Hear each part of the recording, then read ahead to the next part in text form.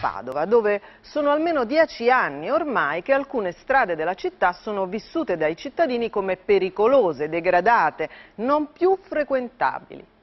Capostipite di queste strade la famigerata via Anelli, dove nel 2006 fu proprio il comune a innalzare una barriera che preludeva allo sgombero della zona e marcava un confine anche fisico tra illegalità e legalità.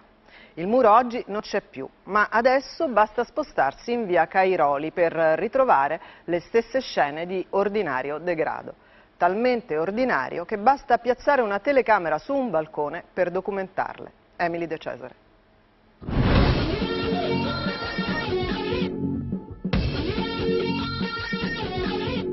Questa mia, io ho dato tempo! Io ho dato tempo intero! 24 ore su 24 a Padova, in via Cairoli, lo spaccio è sotto gli occhi di tutti.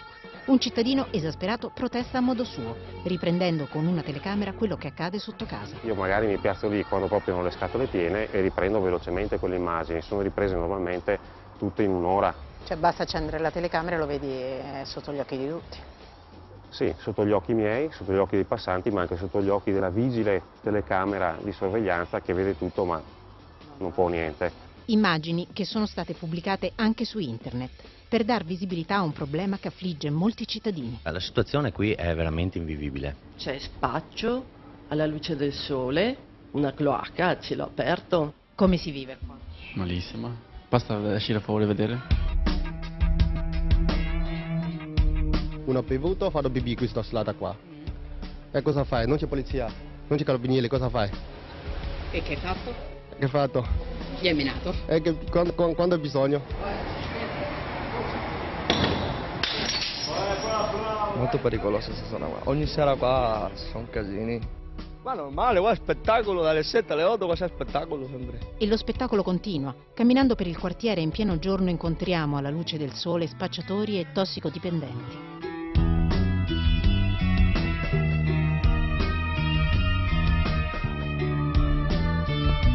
La concentrazione rimane stazione, qua è Corso del Popolo, Portello, il Grosso, ma trovi dappertutto. Sì. Lo stesso tossicodipendente ci conferma che la droga si trova dappertutto, ma si concentra nella zona della stazione. Nel corso degli anni questa zona è stata sempre più frequentata da persone che delinquono, ma ancora più fastidioso è che molte persone che frequentano questa zona usano comportamenti fortemente incivili.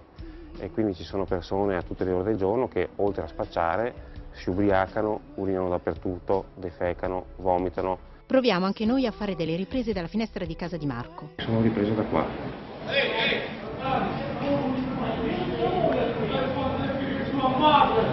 Si accorgono della nostra presenza. Gli spacciatori si nascondono, ma il degrado rimane.